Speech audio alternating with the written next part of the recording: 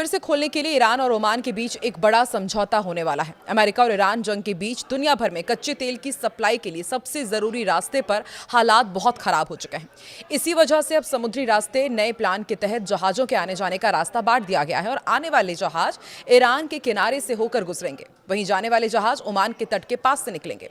और सबसे राहत की बात यह है कि इस रास्ते के इस्तेमाल पर जहाजों से कोई टैक्स या फिर टोल नहीं वसूला जाएगा। तो अब नया रोड मैप क्या होगा हॉर्मुज का, आपको समझाते हैं इस वीडियो में, और आखिर ईरान में क्या कुछ चल रहा है ये भी आपको बताएंगे। नमस्कार, मैं हूं आकांक्षा और आप देख रहे हैं न्यूज़ 18 का डिजिटल प्लेटफॉर्म। तो ईरान और ओमान के बीच जब से स्ट्रेट ऑफ हॉर्मुज को लेकर बात शुरू हुई थी, दुनिया की सांसें थमी हुई थी। लगभग सभी को यह लग रहा था कि दोनों देश इस रास्ते से गुजरने वाले जहाजों से टैक्स वसूलने वाले हैं, जिसकी वजह से दुनिया भर में तेल के दाम आसमान छूने भी वाले थे।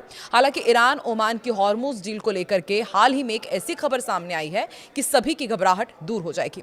असल में दोनों देश हॉर्मुज खोलने का ब्लूप्रिंट बना रहे हैं।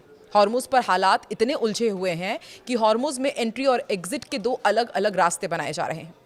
हॉर्मुज में आने जाने वाले जितने भी टैंकर्स हैं उनको लेकर के क्या ब्लूप्रिंट है वो भी आपको बता दें। देखिए, तेल टैंकर, अमेरिका और ईरान चल रही ईगो की लड़ाई में पूरी दुनिया पिस रही है, ये तो आप जानते ही हैं।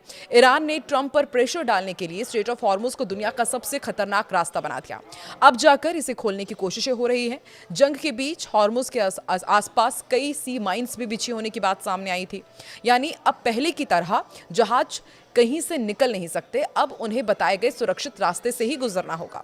ऐसे हालातों के बीच हॉर्मुज दोबारा खोलने के लिए अब नया फॉर्मूला तैयार किया गया है। ईरान और ओमान के बीच एक ऐसे समझौते पर अंतिम सहमति बन रही है जिसके लागू होते ही खाड़ी के समुद्री मार्ग से जहाजों का आना जाना फिर से शुरू हो सकता है। ईरान और ओमान के इस समझौते के तहत किसी भी जहाज से कोई फीस या टैक्स नहीं वसूली जाएगी। अंतर्राष्ट्रीय पत्रकार निक शिफ्रिन की एक रिपोर्ट के मुताबिक ईरान, ओमान, संयुक्त राष्ट्र की संस्था इंटरनेशनल मैरीटाइम ऑर्गेनाइजेशन और अमेरिका मिलकर इस टेम्परेरी सिस्टम का ऐलान करने वाले हैं। इस समझौते के तहत स्ट्रेट ऑफ हॉर्मुज की ट्रैफिक के दो हिस्सों में बांट दिया गया है। आने वाले जहाजों का जो रूट है वो आपको बताते हैं। ये व्यापारिक जहाज खाड़ी में दाखिल होंगे और फिर ईरान के तट के करीबी समुद्री रास्ते से होकर इन्हें गुजारा जाएगा। बाहर निकलने वाले जहाजों के लिए अलग रूट रहेगा, यानी कि खाड़ी से बाहर निकलने वाले आउटबाउंड जो जहाज रहेंगे उन्हें ओमान के तट के करीब वाले रास्तों से रवाना किया जाएगा। और इस पूरी प्रक्रिया के दौरान व्यापारिक जहाजों से किसी भी तरह का टोल या फिर नेविगेशन चार्ज नहीं लिया जाएगा। हालांकि राइटर्स की एक और रिपोर्ट है, इसके मुताबिक इस समझौते से ईरान को खाड़ी में दाखिल होने वाले जहाजों पर एक तरह से निगरानी और कंट्रोल का अधिकार मिल जाएगा, जिसे अमेरिका की ओर से तेहरान को दी गई एक बड़ी छूट के रूप में देखा जा रहा है। ये समझौता स्थायी नहीं है बल्कि टेम्परेरी सिस्टम है। इसका मकसद है अमेरिका और ईरान को फिर से सीज फायर और समझौते की मेज पर लाना।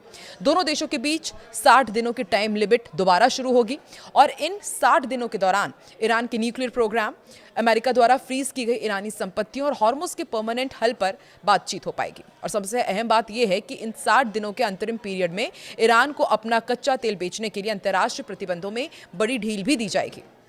खाड़ी देशों के संगठन गल्फ कॉरपोरेशन काउंसिल यानी कि GCCC ने भी ईरान ओमान के इस अस्थायी समझौते का समर्थन किया। हालांकि कई रक्षा विश्लेषक के इस कदम से हैरान हैं। विशेषज्ञों का यह भी मानना है कि अगर ये डील फेल होती है तो ईरान दोबारा हॉर्मुज के रास्ते को पूरी तरह ब्लॉक कर सकता है। इसके बावजूद खाड़ी देशों का इस व्यवस्था पर राजी होना इस बात का सबूत है कि इस समय पश्चिम एशिया के देश वैश्विक आर्थिक संकट से बचने के लिए किसी भी तरह से व्यापार दोबारा चालू करना चाहते हैं। इधर ईरान के अंदर बहुत तेज हलचल हो रही है। ईरान की सत्ता के भीतर नई हलचल ने देश की राजनीतिक स्थिति को लेकर कई सवाल खड़े कर दिए हैं। सर्वोच्च नेता अली खामेनेई के परिवार से रिश्तेदारी रखने वाले प्रभावशाली धर्मगुरु मोहम्मद बाकिर खरारजी ने एक वीडियो जारी किया है, जिसमें वो मौजूदा इस्लामी गणराज्य की व्यवस्था को बदलकर इस्लामी सरकार स्थापित करने की विस्तृत योजना का दावा करते दिखाई दिए। वीडियो में उन्होंने न सिर्फ एक पैरेलल संगठन तैयार होने की बात कही, बल्कि हजारों समर्थकों की संगठित ताकत के जरिए सत्ता व्यवस्था पर दबाव बनाने का रोड मैप भी पेश किया है। करीब 5 मिनट का उनका ये वीडियो सामने आया, जिसमें वो कहते हैं कि उन्होंने सालों पहले ही छाया सरकार तैयार कर ली थी। उनके मुताबिक संगठन के पास शासन चलाने के लिए 60 खंडों वाली एक विस्तृत योजना मौजूद है, जिसमें सरकारी संस्थाओं के संचालन से लेकर के नई व्यवस्था लागू करने तक का पूरा खाका तैयार है।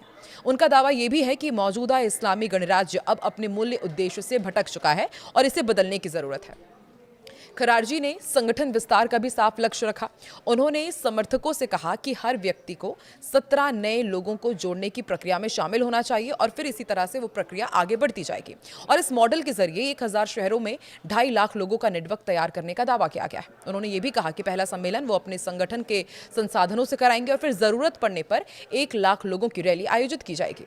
उनका दावा था कि नेटवर्क मंत्रालयों तक की घेराबंदी करने की क्षमता रखेगा और वीडियो का सबसे चर्चित हिस्सा खामेनेई परिवार से जुड़ा दावा रहा। खरारजी ने यह कहा कि अली खामेनेई के बेटे मोज्तबा खामेनेई की सोच उनके पिता से भी अधिक कट्टरपंथी है। उन्होंने यह भी दावा किया कि मोज्तबा को कुछ सालों तक सत्ता के केंद्र से दूर रखा गया था, लेकिन वो लगातार उनके संपर्क में रहे। हालांकि इन दावों की स्वतंत्र पुष्टि नहीं हुई है और न ही ईरानी सरकार ने इन आरोपों पर कोई आधिकारिक प्रतिक्रिया दी है। 65 साल के मोहम्मद बाकर खरारजी ईरान के प्रभावशाली धार्मिक और राजनीतिक परिवार से आते हैं।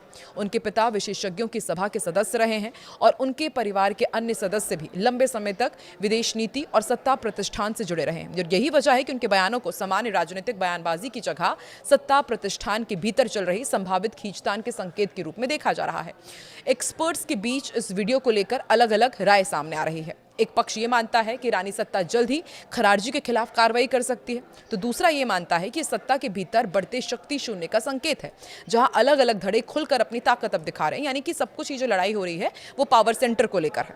तीसरी संभावना ये भी जताई जा रही है कि भविष्य के नेतृत्व संघर्ष की तैयारी हो सकती है, जिसमें उत्तराधिकार को लेकर नई राजनीतिक जमीन तैयार की जा रही है।